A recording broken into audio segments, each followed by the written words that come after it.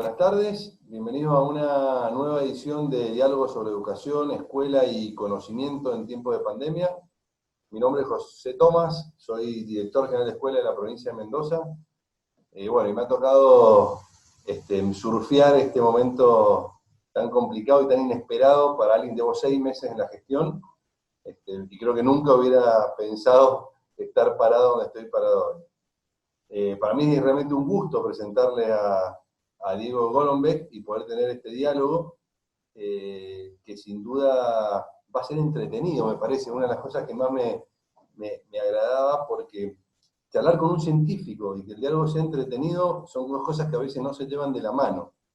Y Diego es doctor en Ciencias Biológicas de la UBA, con lo cual va por ese lado, es profesor titular y director del Laboratorio de Cronobiología de la Universidad de Quilmes, investigador superior del CONICET, director del INEP. Hasta ahí es un clásico científico, de los que en teoría, y eso quiero que desmitifiques, es aburrido, pero después cuando uno empieza a leer cosas, porque tiene un currículum demasiado extenso pero variado. Entonces empieza a contar cosas de teatro, empieza a contar charlas TED, empieza a contar una cierta cantidad de cosas que aseguran la calidad por lo menos de dinamismo de esta charla, pero también me parece que me acerca a algo que yo he logrado ver hoy en la pandemia, y es un poco la introducción que quiero hacer. Diego habla de la posibilidad de ser feliz a través de que los científicos son felices, por ejemplo, algo que uno podría dudar mirándolo desde afuera.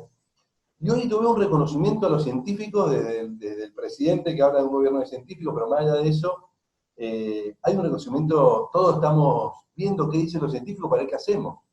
Entonces están puestos en un lugar que yo creo, sí, a ver, los científicos siempre están en un lugar de reconocimiento, pero este es un lugar de mucho exposición mediática, y me parece que es algo no solamente interesante, sino que deberíamos tomar en el lugar que estás ahora, Diego, y en todo lo que tiene que ver con la escuela obligatoria. ¿Por qué digo esto? Vos bien decís en alguna de tus charlas que nosotros no solo nacemos, sino que nacemos y nos hacemos. Y me parece que la escuela obligatoria no hace científicos. Ese rumbo no lo tiene marcado, ¿no? Y los números no me dejan mentir. Creo que el 22% de los que estudian en la universidad, por ahí podés profundizar este número, están en ciencias básicas, y más del 50% en humanísticas. Me parece que por algún motivo la sociedad ha decidido, o nosotros hemos trasladado, que el ser científico no está bueno. Digo, no sé si es esa, pero la pandemia, así como con muchas otras cosas, me parece que está empezando a mostrar que ser científico está bueno, que el científico va a salvar el mundo hoy, creando la vacuna que hace falta para que todos volvamos a ser felices. Y te dejo dos cosas más, y te quiero escuchar a ver qué opinión de esto para poder construir el diálogo. Hay una publicación muy interesante de la Organización de Estado Americano, no sé si una publicación, lo leí hace muchos años, pero que decía, yo no quiero ser princesa, quiero ser física cuántica, ¿no? El día que un alumno te diga eso en la primaria, es que hicimos todo bien, ¿no es cierto?, desde el jardín. Yo estoy convencido que esto se puede, ¿no? Que los chicos empiecen a ver el futuro de otra forma, que tiene que ver con la parte, con la economía del conocimiento. Vos decías algo, creo, los otros días, de la cantidad de que hay mucho trabajo hoy para determinadas disciplinas que no son lo que pasa en las que tenemos, pero bueno, en definitiva, quiero sacarle lo bueno a la pandemia, quiero que vos me des la buena noticia, das buena noticia muchas veces, quiero que me des la buena noticia de que la pandemia, dentro de otras cosas que podemos ir hablando, que van a salir buenas, una es que los chicos van a querer ser científicos. Bueno, qué desafío. Muchas gracias, José. La verdad que nunca me entrevistó un ministro de Educación, así que es un gran honor, ¿sí? En este ciclo que me parece que tendríamos que llamar entrevistas o seminarios de la cintura para arriba, ¿sí? Nadie quiere saber en estos días qué pasa para abajo de la cintura, ¿sí? Aún en los ministros, ¿sí? Bueno, la verdad es muy buena tu introducción, y estoy totalmente de acuerdo con el desafío, ¿sí? Con que algo muy bueno podemos sacar de esta situación, que no es una situación buena, es trágica, ¿sí? Estamos en un momento de incertidumbre, un momento de pandemia, con aislamiento social, que no sabemos bien cómo se va a ir dando. Creo que estamos muy de acuerdo en que estamos haciendo las cosas muy bien, entre otras cosas, porque estamos tratando de tomar decisiones públicas basadas en la evidencia, basadas en lo que dicen los científicos, lo que dicen los médicos, lo que dicen los que saben. No siempre fue así, y vemos en otros lugares que no siempre es así. Entonces, ¿cómo llega esto? Tu pregunta es un poco cómo llega esto al público general y cómo lo podemos aprovechar para la educación. Hay algo de lo que vos decías que estoy parcialmente de acuerdo y me gustaría por ir retomarlo. Yo no sé si el objetivo es realmente formar cientifiquitos y cientifiquitas. Los necesitamos y las necesitamos. Eso estoy absolutamente de acuerdo y como bien decías, los jóvenes no saben que hay carreras científicas con ocupación plena, que si estudian geología, si estudian algunas ciencias que tienen que ver con la energía o con ciertas ingenierías o computación, tienen laburo asegurado, ¿sí? Ahora que la situación está complicada, vamos a dejar un tiempo para que se encarrile nuevamente. Pero esto no lo sabe un joven que está decidiendo su futuro, y es nuestra tarea también. Y cuando digo nuestra es educadores, directivos, funcionarios y científicos de contar de qué se trata. Pero vuelvo a lo anterior. Es cierto, sí, necesitamos más y tenemos mucho trabajo que hacer de jardín en adelante para promover vocaciones científicas. Pero me parece que la falencia es un poco más amplia en este sentido, es más la falencia de formar en pensamiento científico, en pensamiento crítico, en poder avalar evidencia, en poder formular preguntas científicas. Ahí es donde yo veo una falencia en el sistema educativo en general, que con enormes excepciones, por supuesto, que ahí es donde, de nuevo, esta situación tan extraña de estar a distancia, de estar con tecnologías nuevas, de tratar de acercarnos a los alumnos y las alumnas, nos da una cierta oportunidad. ¿A qué me refiero con todo esto? Cuando formamos en ciencia, ¿sí?, lo poco que se hace en la primaria, lo más o menos que se hace en la secundaria, siempre con compartimentos estancos, ahora tenés química, ahora tenés física, ahora tenés matemática, y no tiene nada que ver una con la otra.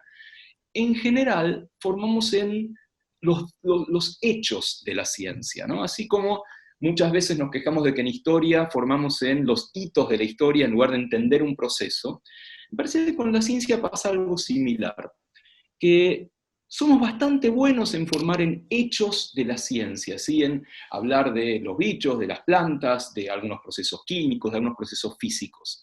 Y muchas veces los chicos lo aprenden bastante bien y hasta se entusiasman con esto. Pero fallamos un poco en entender la mirada científica sobre el mundo. Curiosamente, entre los niveles educativos creo que el más científico de todos es el inicial, ¿sí?, donde una maestra, en general son maestras, se tira al piso con los niños y las niñas y se pone a descubrir el mundo. Tira un proyecto, tira una pregunta, y vamos a ver de qué se trata. Ahí no hay principio de autoridad, ahí hay experimentación, ahí hay preguntas, hay hipótesis, que después las barremos un poco debajo de la alfombra, ya a nivel primario y a nivel secundario. Y eso es lo que a mí me gustaría que pudiéramos desarrollar mucho más entre toda la comunidad de educadores, de directivos, de científicos y de científicas. La mirada sobre el mundo. No solamente para formar futuros científicos, que estoy de acuerdo, ojalá tengamos muchos y muchas más, sino para que los ciudadanos en general sepan evaluar una fuente, sepan evaluar evidencia, que no se les pueda mandar cualquier verdura, que sepan elegir con criterio y con racionalidad, porque la ciencia es un poco eso, mirar el mundo con criterio, con racionalidad, mirar el mundo sin principio de autoridad. El principio de autoridad es aquel que dice, las cosas son así de acuerdo a quien las diga. Es así porque la dicen mis viejos, es así porque la dice el profe, es así porque lo dice el Papa, o lo dice el premio Nobel. En ciencia no es así. En ciencia las cosas son verdad porque se demuestran de cierta manera, y viene Otoniato y demuestra que te equivocaste, y vamos construyendo eso, que nada, es tal vez un poco efímero, pero es muy sólido. Y eso se basa en un andamiaje de preguntas, de saber mirar el mundo con ojos preguntones. Una buena pregunta científica no es aquella que cierra una puerta, es una puerta con una respuesta, sino que te abre a muchas preguntas más. Eso es lo que yo quisiera que estuviera un poco más presente en la educación formal. La educación no formal, y algo funciona, ¿no? Cuando tenés un buen museo de ciencias, o tenés un canal Encuentro, o tenés cosas que ocurren en YouTube, ahora que por suerte le perdimos un poco el rastro y están pasando cosas maravillosas por ahí que los chicos saben buscarlos. En la educación formal pasa menos, por muchos motivos. Uno de los motivos seguramente es la formación docente, que no va en este sentido. Hay excelentísimos y excelentísimas docentes disciplinarios, ¿sí? Pero si queremos ver la ciencia como un todo, como una mirada sobre el mundo, es más difícil, porque incluye poder decir no sé, pero un no sé, nada, que vamos a buscarlo juntos, vamos a hacer un experimento. Incluye otra forma de hacerlo que no es lo que aprendemos en la escuela docente. Otro gran conspirador son los programas, son el currículum, ¿sí? Es kilométrico el currículum de ciencias. Es difícil que podamos realmente cubrir eso en un año, en 2 o en 3. Entonces eso conspira un poco contra que podamos hacernos preguntas científicas en el aula. Uno podría pensar, bueno, también conspira contra esto que no tenemos siempre el equipamiento adecuado.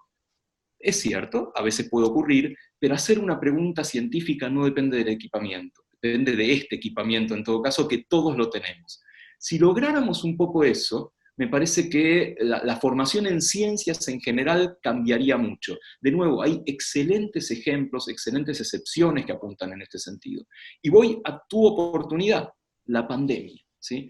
Esta cosa tan rara, ¿no?, que nos tiene en casa, que nos tiene tratando de comunicarnos, de contener, de acercarnos a estudiantes, de acercarles algunos desafíos, que sepan que estamos acá. Bueno, también es una gran oportunidad para que los desafiemos con preguntas científicas. Estás en tu casa, ¿sí? A ver, vamos a la cocina, ¿sí? A ver qué ciencia hay ahí. Vamos al baño, vamos al balcón, si tenés balcón, abrimos la ventana. ¿Hay bichos nuevos ahí afuera? El agua está hirviendo, le echaste sal, ¿qué pasó con el hervor? ¿Qué pasa con los fideos? Esta oportunidad de meternos en la casa, en la vida cotidiana de alumnos y alumnas, es maravillosa para hacer preguntas de ciencia, tan maravillosa como un buen profe lo hace después en el aula. Pero aprovechemos esta situación que todos tenemos ganas de saber, como bien decías, ahora que los científicos y las científicas están en primer plano por otros motivos y muy bien ganados. ¿Qué pasa con los diagnósticos? ¿Qué pasa con los tratamientos? ¿Qué pasa con las curvas? Bueno, eso que está dando vueltas en el aire, de que es interesante que haya científicos mirando nuestra realidad, llevémoslos al aula, aunque el aula sea algo tan raro como una pantalla, como un programa de tele, como un programa de radio. Es una oportunidad increíble, me parece, de desafíos. Me parece tomar un poco la decisión de hacerlo, ¿sí? Obviamente tendremos que recortar muchísimo los contenidos, ¿sí? Y la verdad es que es una gran oportunidad en este momento hacerlo, porque vamos, esto después lo vamos a editar, ¿sí? Que no me escuche ningún ministro, ¿no? Pero básicamente nadie va a chequear mucho que estés cumpliendo el programa o no en este momento. ¿Por qué no elegir una pregunta para estos meses tan raros y buscarla en la literatura, buscarla en un experimento cotidiano, buscarla en nuestra casa y acompañar a nuestros alumnos y alumnas a la velocidad que puedan, porque para algunos va a ser más fácil que para otros, a responder esa pregunta científicamente? Yo estoy convencido de que eso cambia el mundo, y que es lo que todos queremos, ¿no? Por algo estamos en educación. Bueno, es un recorrido de punta a punta de lo que le pasa a la educación hoy. Me alegro coincidir mucho, porque si no se me hubiera puesto muy difícil la siguiente media hora. Pero bueno, lo primero que te quiero decir, voy a retomar un poquito de la primera parte para hacerte 2 o 3 preguntas. Yo también considero que no hay que formar científicos, ¿no? Que hay que hacer gente, si no, que se formen lo que quieran, pero mostrarle todo. Vos sabés que hay algo que me pasó mucho como director. Es que si vos a un chico le decís que le va mal en muchas materias, la madre lo manda a estudiar. El padre. Ahora, si le va mal en matemáticas, muchos te dicen, no, pero olvídate, a mí me va mal también, es hereditario.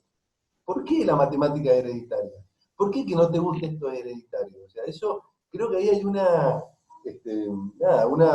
que no es real, algo construido por la misma escuela, que te permite que en tal cosa te vaya mal porque es hereditario.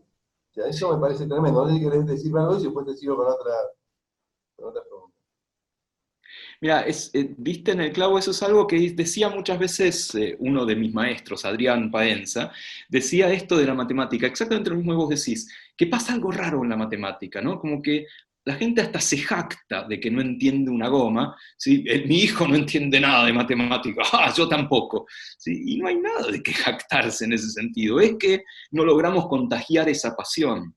Y acá lo que vos ponés como elemento, el elemento hereditario, elemento determinista, ¿no?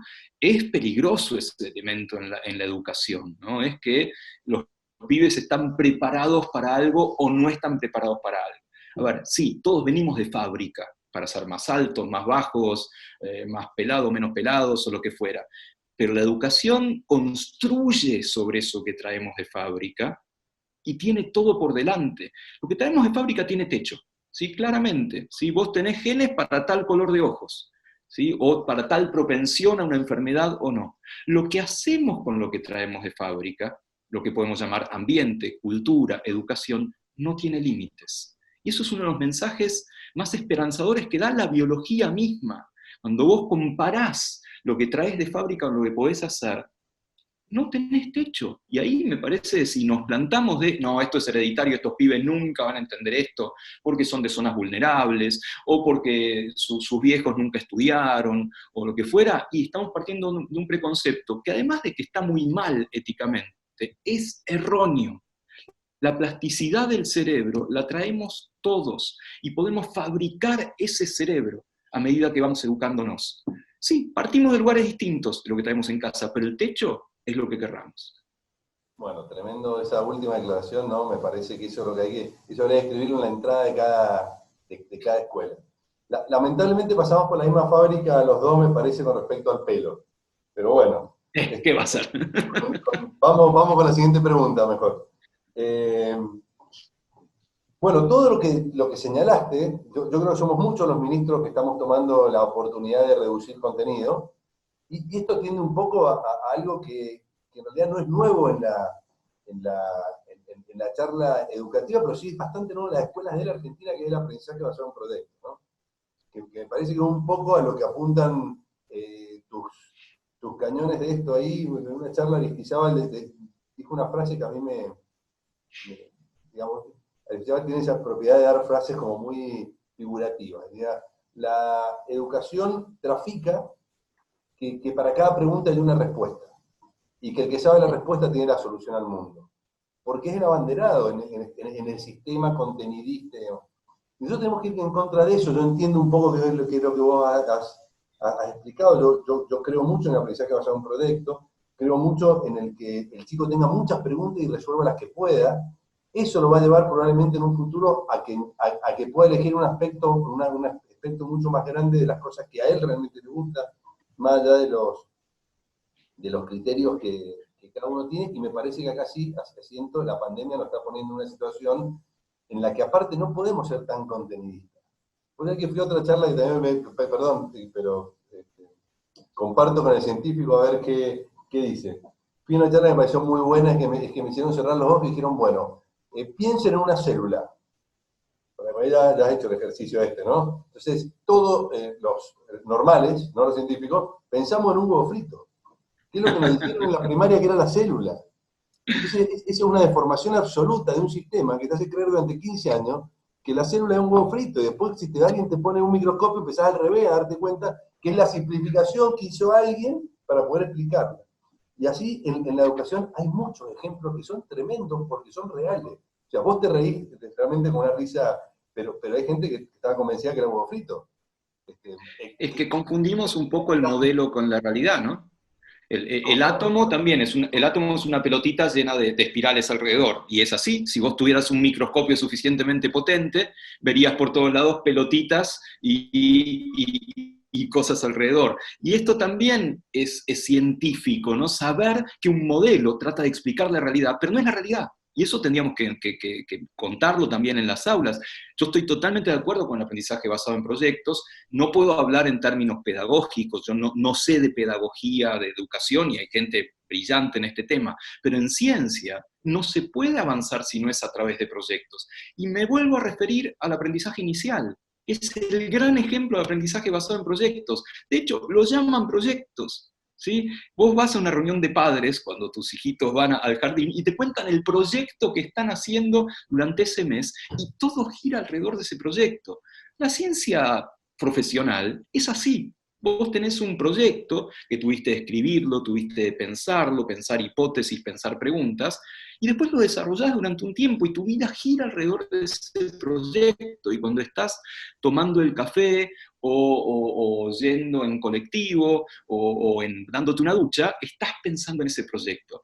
Bueno, si queremos transponer algo del pensamiento científico al aula, la única forma es a través de proyectos.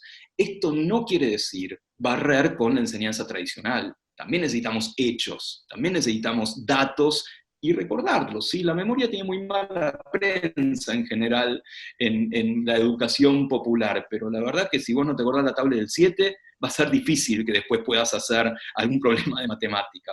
Y si no te acordás alguna clasificación general de los seres vivos y después querés salir al mundo a mirar renacuajos, si no vas a confundírtelos con magnolias, ¿no? Así que un poquitito de datos duros, claro que tiene que haber, pero después a conquistar el mundo. O sea que me ha hecho ver algo muy interesante. Otra gran discusión que ha traído la pandemia es la nota. La Uf. acreditación famosa que ha traído un debate tremendo para propios de extraños. Y te digo algo mejor que tiene el nivel inicial. No solo trabajan por proyectos, sino que la devolución al chico y al padre generalmente es cualitativa de lo que le falta a cada chico. No hay una nota por el proyecto. Este chico todavía no determina bien los colores, entonces la forma, y cada uno, una de las cosas que muchas veces rompe esa posibilidad de dejar de tenerle miedo al error, es que en la escuela tradicional penaliza fuertemente el error. Cuando yo tengo entendido que es la única forma de mejorar, ¿no? De poder el error. Entonces, con lo que venís diciendo, yo pienso, digo, bueno, ¿cómo hacemos para poder ir para arriba modificando esto, dándole menos importancia a la nota? Yo creo que hoy la pandemia ha mostrado un gran camino en ese sentido, en la obligación que tenemos ahora como docentes de una retroalimentación formativa al padre para que le ayude al chico. Y antes todo ese proceso, muchas veces lo salteábamos. Entonces eso lo veo como algo realmente muy interesante. Bueno, creo que esto que vos hoy decís va a ser mucho mejor escuchado por muchos docentes gracias a la práctica de 2 meses de pandemia. Porque todos se han tenido que alejar, si no estaríamos, no, a mí los contenidos no me los saquen. Los contenidos para un docente también es la seguridad del poseedor del saber. Estoy diciendo algo complejo, pero justamente el científico, esto me gustó mucho lo que dijiste al principio también, es que los que están más seguros es que no saben un montón de cosas. El docente pasa en lo contrario, aunque sabe un montón de cosas. Entonces hay que despojarse de eso, y eso es un trabajo, yo estoy 22 años he estado dentro de una aula, digamos, no es un trabajo sencillo. Y no digo que aparte sea lindo, realmente tenemos que redescubrir la docencia, ¿no? Y creo que la pandemia nos abre una puerta, viene poco tiempo todavía, pero muy interesante. Te voy a correr un poquito del tema.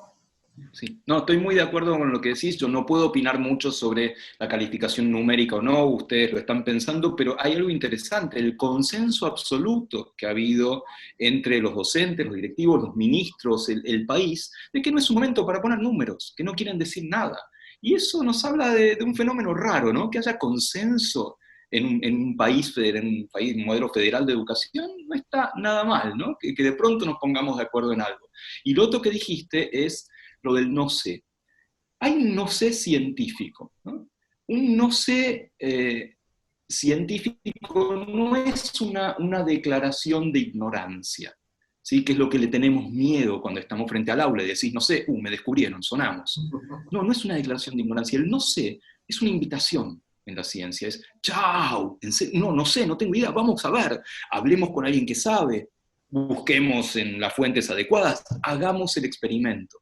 Ese espíritu está un poco ausente en el aula, en la educación formal, un poquito más presente por ahí en la educación universitaria, no siempre está presente en la educación universitaria, y sería maravilloso. Lo que pasa es que hay que tener mucha seguridad para decir no sé en el aula, porque el no sé el no sé científico, es el que después te invita, sigamos, no es un no sé, no digas pavadas. No sé, mira qué bueno, a ver, déjamelo buscar, o pensémoslo juntos, o hagamos una experiencia para ver por dónde va la cosa. Ojalá tuviéramos muchos más no sé, eso requiere de nuevo tiempo, que muchas veces no tenemos porque estamos corriendo detrás de un programa, una formación que fomente el no sé científico, no el no sé ignorante, y un montón de recursos, ¿sí? Que tengamos los libros adecuados, los programas adecuados, los experimentos adecuados, que no siempre están presentes. Totalmente el tema también de los recursos. Y a eso venía justo, tomo ahí lo último que agarraste, porque eso era la pregunta anterior. Una de las grandes cosas para mí que ha permitido la aprendizaje basado en un proyecto real, tiene que ver con realmente investigar en el aula, es que uno, hoy con un poquito de tecnología, está en el aula, pero está en el mundo. O sea, realmente hace 20 años, cuando yo iba, o 25, ya estoy más viejo, cuando iba a la secundaria, si alguien quería hacer ABP, y teníamos un libro todos el mismo, no había mucha posibilidad de investigación y debate. A lo sumo ibas a una biblioteca y leías 3 libros, pero no era el común de la clase.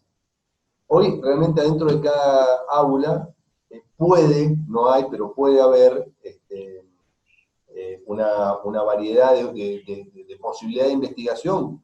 Creo que más que lo que tenía hace 25 años el mismo CONICET, por poner un número, ¿no? Con una conexión simple a Internet y un browser para navegar.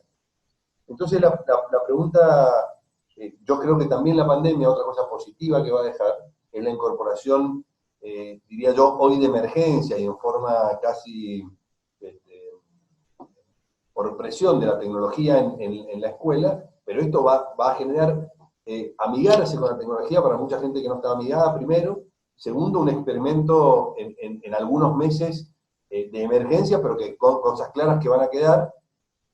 Y tercero, o sea, a ver cómo es tu visión de eso, pero también te quiero agregar algo que yo me vengo debatiendo hace un tiempo. Yo vengo del lado de la tecnología, por ahí no me presenté en ese sentido, yo vengo del lado de la tecnología, de ingeniería y demás, o sea que, y uno de mis cuestionamientos era si la tecnología, particularmente Internet, el celular, por ejemplo, denostado durante mucho tiempo, tiene que entrar al aula. Yo estoy convencido que tiene que entrar. De hecho, voy a partir de ahí directamente para cortar la charla, ¿no? Tiene que entrar al aula. Ahora, la pregunta es, ¿tiene que entrar solo porque mejora o no las posibilidades pedagógicas, que eso habría que verlo, si mejora o no las posibilidades pedagógicas, o porque es parte de la vida? Entonces, te pongo una conclusión y te escucho. Hoy un adolescente, a ver, las funciones de la secundaria, reduciéndolo mucho, son sociabilizar a los chicos, prepararlos para su vida futura y prepararlos para el estudio y para el trabajo. El celular es la herramienta más utilizada en el trabajo, eso lo dice la OIT, debe ser una de las más utilizadas en el estudio, no tengo el estudio, pero debería ser seguramente muy utilizada en el estudio, y es la herramienta de sociabilización de los chicos por defecto. O sea, hoy un adolescente sin celular no está sociabilizado casi. Entonces, de esos 3 puntos, no puede dejar de estar adentro, por más que no sea buena pedagógicamente. Es porque es parte constitutiva de la vida de los chicos. Digo, eso es algo que yo me he cuestionado, de hecho he investigado al respecto, pero me gustaría ver tu opinión. O sea, yo creo que la tecnología en este punto tiene que estar adentro y que la pandemia nos está dando una sala de ensayo de unos meses muy potente. No, coincido absolutamente. Por un lado, es tal vez hasta paradójico lo que sucede en este momento, porque extrañamos muchísimo la presencialidad, ¿sí? En cierta forma pusimos en valor la presencialidad. Los chicos mismos, las chicas lo están poniendo, diciendo, la verdad es que quiero volver a ver a mis compañeros, quiero volver a ver a mis profes, ¿sí? Quiero ver al pizarrón, ¿sí? Estar en el pupitre y sentir que estoy en la escuela, y creo que jamás se imaginaron los adolescentes, los niños y las niñas llegar a pensar algo parecido. Pues por un lado, revalorizar este contacto presencial que da la escuela, que es fundamental. Pero por otro lado, lo que vos estabas diciendo, ver que, mira, no estaba tan mal esto, lo que puedo llegar a hacer con la tecnología, ¿sí? Lo que puedo llegar a hacer. Lo que pasa es que fue un cimbronazo, ¿sí? Nos agarró el temblor, literalmente. De pronto, un día para otro, tuvimos que inventar, en muchos casos, una forma de llegar a alumnos y alumnas de la manera más inclusiva posible, y aún así sabemos que no estamos llegando a todos y a todas, con lo cual hay que hacer un abanico de recursos, pero un poquito nos fuimos acostumbrando a esto desde lo que nos tocara, ¿sí? En nuestro caso desde el INET, vos desde un Ministerio de Educación que tiene que velar por la educación de toda una provincia, en Nación para ver cómo compatibilizar todo lo que está pasando en las jurisdicciones. Y algunas cosas están pasando, están buenas, ¿sí? Obviamente, el primer recurso, el primer manotazo fue: mandemos tareas, no sé qué hacer, si tenemos la compu, mandemos tareas, vayan a leer, pibes, ¿sí? Estén ocupados leyendo el libro de texto y después les hago preguntas. Esa fue una primera etapa casi lógica, ¿no? Si la mayoría de los docentes no estábamos acostumbrados a un campus, a esto de llegar a través de la tecnología, y lo primero que hicimos fue transponer lo que más o menos, algunas cosas que hacíamos en el aula, y tirarlas ahí en el campus. Eso duró la primera etapa, ¿no? De la primera etapa DP, durante la pandemia, ¿no? Pero me parece que estamos entrando en otra etapa, en tratar de aprovechar más cabalmente estos sistemas, a dialogar mejor, a aprender a apagar los micrófonos, por ejemplo, que eso nos costó mucho a muchos, ¿sí? Y aprender a qué podemos aprovechar de esta cosa tan rara que es vernos a través de pantallas cintura para arriba, qué podemos aprovechar de estar entrando a la intimidad del otro a través de una cámara. Y yo noto, e incluso en el lugar más, en cierta forma, tradicional del sistema educativo, es la escuela técnica, ¿sí? Que nada, la escuela técnica está desesperada, no les estoy enseñando a levantar una pared, los pibes no están soldando, no estoy enseñando nada. De pronto, están entrando en otra lógica. Ah, mira, puedo aprovechar algunas cosas, puedo aprovechar, simular algo, generar una especie de plan de trabajo, a ver qué harías si, mira, te muestro este problema, pensémoslo juntos. Y eso me parece, ese espíritu de aprovechar la tecnología en favor de los objetivos que tenemos, y no de aprovechar la tecnología como un brazo más de la presencialidad, que no lo es el que vamos a tener que llevar cuando todo pase, ¿sí? Porque, a ver, ya lo dijo el famoso filósofo argentino Julio Grondona: todo pasa, ¿sí? Y esto va a pasar, vamos a volver al aula, de a poco, ordenadamente, pero creo que este germen de tengo otras posibilidades, pero las domino yo, ¿sí? No es que las posibilidades me invaden y tengo que mandarles una chorrada de textos, una chorrada de preguntas, porque con eso no aprende nadie, ni yo me siento bien como docente. Pero creo que esta segunda etapa, que lamentablemente se alargó, ¿sí? Pero bueno, bienvenido sea si se alarga para cuidar la salud de la gente, esta segunda etapa está permitiendo que el sistema educativo redescubra un poco otras posibilidades de esta tecnología, que son las que vamos a exportar a la vida normal cuando ésta vuelva.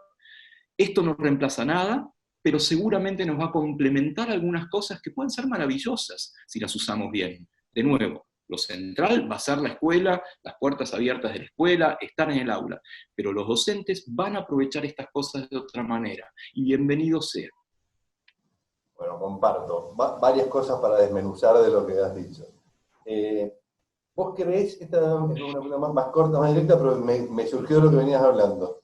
¿Vos creés que el uso de la tecnología nos puede acercar a esto de que guste más ser científico? Es como que, digamos, todo lo que tiene que ver con la tecnología, en algún punto yo siento que te acerca a la ciencia. Cómo funciona el celular, te empieza a atraer a cosas que por ahí en una escuela tradicional, sin tanta tecnología, aunque sea informática principalmente, pero ayuda menos. ¿Te parece que eso puede tener un efecto positivo en esto? Sí, pero hasta ahí, ¿sí? Me parece que lo central, de nuevo, es saber hacerse preguntas científicas. Por supuesto, esa pregunta va a tener que estar anclada en algo de la realidad, en algo que cambie el mundo, en algo tecnológico. Una pregunta que esté solo en el aire va a ser difícil que inspire mucho a los chicos. Algunos que ya vengan con preguntas de fábrica o que quieran desde tortícolis de mirar el cielo para buscar estrellas, y bueno, ya vienen con la pregunta incorporada. A los otros es los que tenemos que integrar en esta pregunta, pero estoy muy de acuerdo en que las preguntas van a funcionar mucho mejor si traen como vagón, como fuerza, un anclaje a la realidad, y ese anclaje en la mayoría de las veces es tecnológico.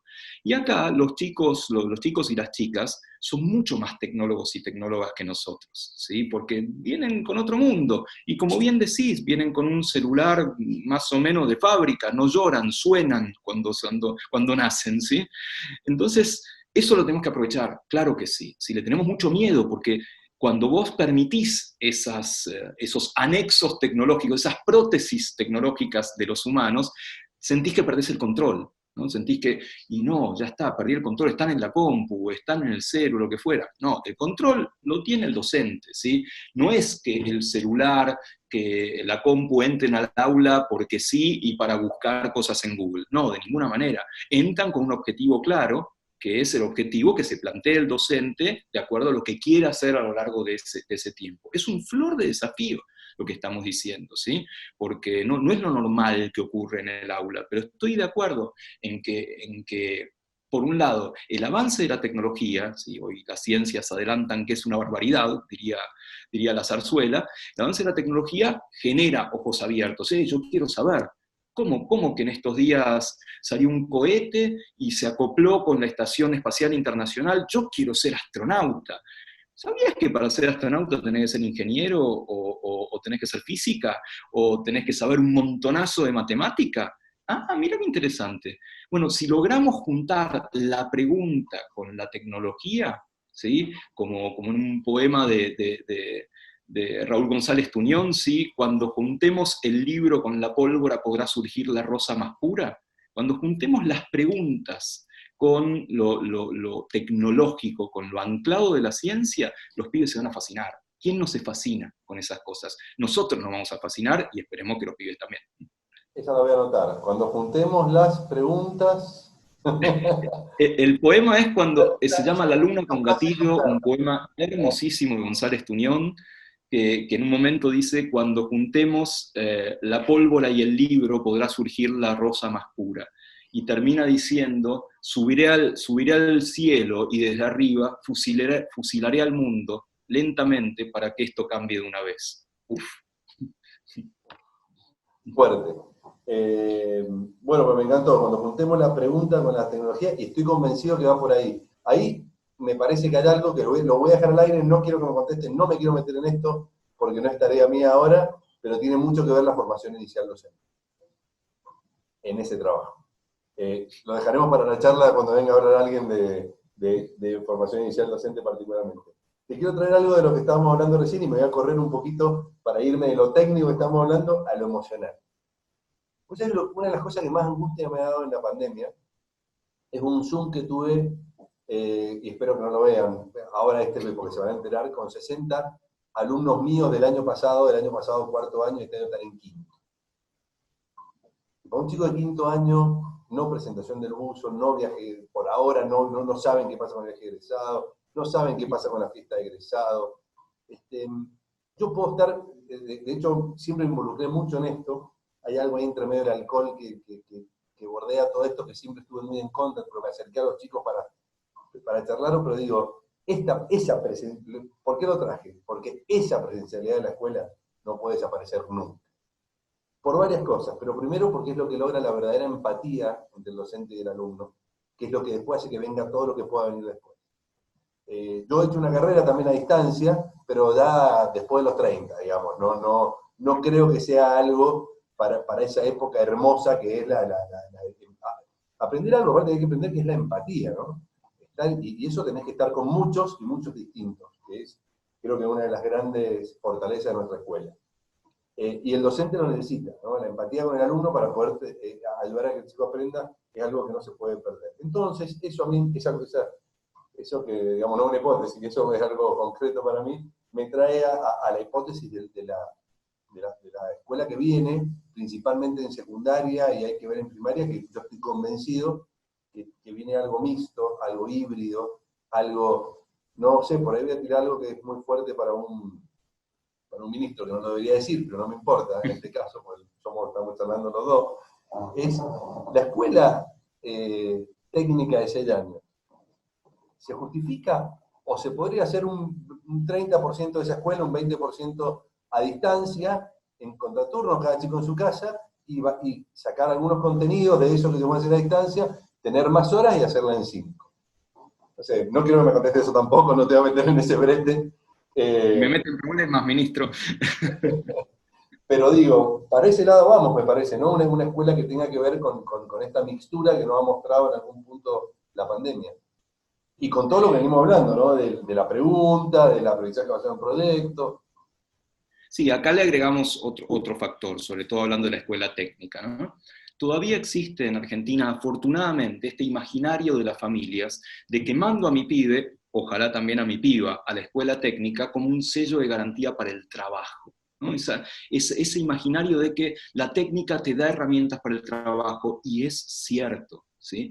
Por lo tanto, me parece que la discusión no pasa solamente por la cantidad de horas, que debe ser discutido, no estoy de acuerdo, habrá que debatirlo con los que más saben del tema, sino también por esta idea de que yo te formo muy sólidamente como ciudadano, como científico, como científica, pero te formo para el trabajo. ¿Qué necesito para eso? Mayor interacción con el mundo productivo, mayor interacción con la economía regional, para que yo sepa cómo es mi región y después pueda insertarme adecuadamente, mayor flexibilidad, porque la industria que se viene no va a ser una industria única, sino que requiere de una cabeza que pueda adaptarse a distintas tecnologías. Bueno, esa es una discusión que nos debemos acá y en todo el mundo, te diría, con la escuela técnica. Es cierto, también pasa por el tema de la carga horaria, la cantidad de años, que sea mañana-tarde, la cantidad de talleres. Eso, bienvenida a toda discusión y consenso. Pero me parece agregamos el elemento estoy formando para el trabajo de la semana que viene y para el trabajo de acá 10 años. Estoy realmente charlando con lo que necesita un país productivo, un país que se basa en el desarrollo. Esa es una gran pregunta permanente y que tenemos que charlarla a nivel nacional y a nivel regional, ¿sí? ¿Qué egresados necesitamos de la técnica? Te voy a decir una pavada. Ponele que hagamos un gran plan de energías alternativas, energías solares. Si Mendoza está llena de sol, o La Puna está llena de sol, ¿tenemos a los técnicos preparados para fabricar esos paneles solares y para instalarlos? Esa es una pregunta que forma chicos para el trabajo, porque van a pensar en cuestiones científicas, en conversión de energía, en transducción de energía en un caso o en otro, van a pensar en cuestiones ambientales, en cómo orientar una casa. Esa es la cabeza de un pibe y de una piba que necesitamos formar para el trabajo. Cuando sepamos un poco eso, discutamos cuántos años necesitamos, cuántas horas necesitamos. Todo debía estar abierto, la educación debe ser una cuestión absolutamente dinámica. Bueno, Diego, pasaron ya creo que más de 50 minutos, te aviso. Me Mirá, quedaría charlando largo rato, pero por el bien de quienes nos escuchen, vamos a ir cerrando. Me ha parecido sumamente interesante, creo que como en todas estas charlas se construye. Me gustaría cerrar con, bueno, te dije que era la frase de la charla, que hay que juntar las preguntas con la tecnología. A eso le agregaría, miremos el nivel inicial, que es algo que surgió en la charla también, de cómo hacen las cosas para llevarla para arriba. Y pensemos en la educación, algo que dijiste muy interesante, de qué van a necesitar nuestros chicos que están entrando en el nivel inicial en el 2040, no hoy, mañana o pasado. Me parece que ese es el debate que nos debemos. Ahora, me parece muy interesante cómo de la pandemia que estamos viviendo, de los científicos que son reconocidos hoy, hemos llegado a hablar de la educación que hace falta en un futuro que claramente, voy a decir dos cosas, así como la pandemia visibilizó a los científicos, ha visibilizado sin lugar a duda unas grandes brechas educativas que tiene la educación, que la replica, pero que no logra disminuir, pero más allá de la brecha particularmente, a los mejores educados de este sistema, si uno quiere, o los chicos que más logran adquirir este sistema, igual hoy no sabemos si realmente lo estamos preparando para el 2040, que es un poco lo que estábamos hablando. Así que yo agradezco mucho este espacio de diálogo que se ha abierto, no solo por esta charla, hay una multiplicidad de charlas que están muy, muy interesantes para construir diálogo. Creo que estamos viviendo un momento de una necesidad absoluta de diálogo y construcción, porque lo que viene necesariamente es distinto. Y celebro el espacio del Ministerio de la Nación, celebro la invitación que me ha hecho para estar con vos, y mucho más que me ha tocado hablar con un científico de raza, pero que se anima al stand-up. Así que muchísimas gracias por todo y nos veremos en la próxima. No, muchísimas gracias también, un placer la charla, la pasé bárbaro y además aprendí mucho en estos 50 minutos y el ciclo está bárbaro, el ciclo de los diálogos, y hablar con José fue un placer. También tengo 6 meses de gestión, así que tenemos bastante para compartir en eso, y como en el final de la película Casablanca, espero que esto sea el comienzo de una hermosa amistad. No tengo dudas. Nos vemos, Diego. Abrazo.